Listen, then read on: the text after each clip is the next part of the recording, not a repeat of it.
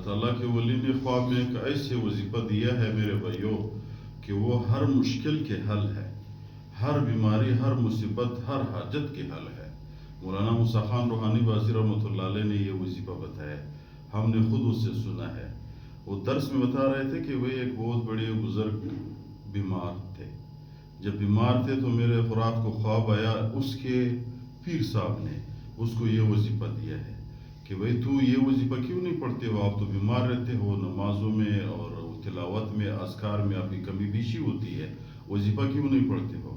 کیونکہ وہ زیادہ نفلیں پڑھتے تھے، زیادہ اذکار کرتے تھے۔ بندہ جب بیمار ہو جائے تو ذکر اور یہ چیزیں کم ہو جاتی ہے۔ تو انہوں نے سوال کیا کہ بھئی بتائیے حضرت کون سی وظیفہ پڑھے؟ تو یہ وظیفہ دیا، الہی بحرمت کل انبیاء والمرسلین والشہداء والصالحین وبفضلک وبکرمک وبحرمت خصوصاً محمد صلی اللہ علیہ وسلم اشفی لی۔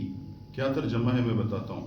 الہی بحرمت کل انبیاء والمرسلین، عجیب الفاظ ہے میرے بھائی، سونے سے لکھنے کے قابل ہے۔ الہی بحرمت کل انبیاء والمرسلین، اے میرے رب تمام انبیاء اور رسول کی عزت کے واسطے، حرمت کے واسطے، والشہداء والصالحین، شہداء اور نیک لوگوں کی حرمت کے واسطے، خصوصاً محمد رسول اللہ صلی اللہ علیہ وسلم کی حرمت کے واسطے، اشفی لی، مجھے شفا دے۔